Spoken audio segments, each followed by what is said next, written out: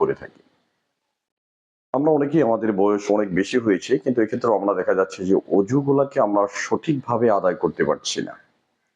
আল্লাহ রাব্বুল আলামিন কোরআনের মধ্যে বলেছেন, ইয়া আইয়ুহাল্লাযীনা আমানু ইযা কুমতুম মিনাস সালাতি ফাগসিলু ওয়ুজুহাকুম ওয়া আইদিয়াকুম ইলাল মারাফিক ওয়ামসাহু বিরুউসিকুম ওয়া আরজুলাকুম ইলাল কা'বাইন।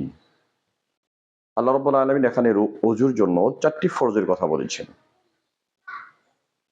আল্লাহ বলেছেন, ইয়া আইয়ুহাল্লাযীনা আমানু, হে ঈমানদাররা, ইযা কুমতুম মিনাস সালাত, যখন তোমরা নামাজের জন্য দাঁড়াও বা ঘুম থেকে জাগ্রত হও, ফাগসিলু ওয়ুজুহাকুম, প্রথমে তোমরা তোমাদের চেহারাকে ধৌত করো।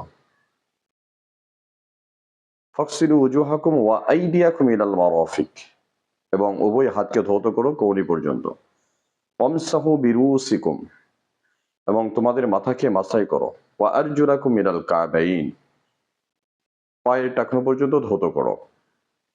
কোরআনের মধ্যে আল্লাহ তাআলা এখানে মুসলিমদের ওযুর জন্য 4টি জিনিসকে ফরজ করেছেন। 1 নম্বর, প্রথমে তার চেহারাকে ধৌত করা। 2য় নম্বর হচ্ছে উভয় হাতকে ধৌত করা।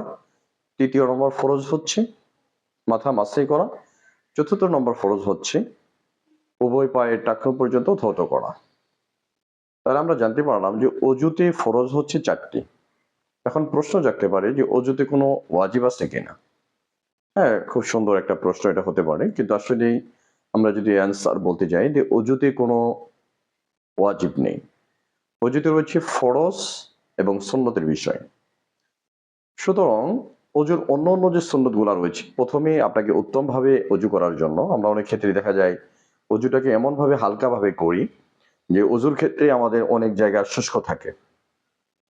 আল্লাহ রাসূল সাল্লাল্লাহু আলাইহি ওয়াসাল্লামের জামানায় এক সাহাবা অজু করে আসলেন, তার পায়ের গোড়ালি শুষ্ক ছিল।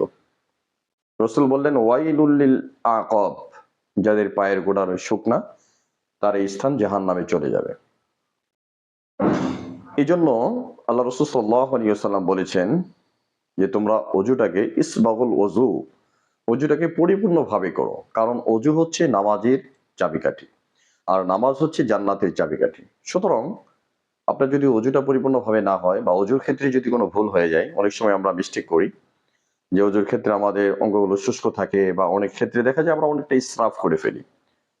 হাদিসের কিতাবের মধ্যে আসছে, বিশেষ করে তিরমিজি, শামাইলে তিরমিজির মধ্যে আসছে যে আল্লাহ রাসূল সাল্লাল্লাহু আলাইহি ওয়াসাল্লাম অজুটাকে খুব পরিপূর্ণভাবে সুন্দরভাবে অজু করেছেন। সুতরাং অজুর ক্ষেত্রে যদি আমরা অবহেলা করি তাহলে আমাদের নামাজ কিন্তু হবে না। আল্লাহ তাআলা আমাদেরকে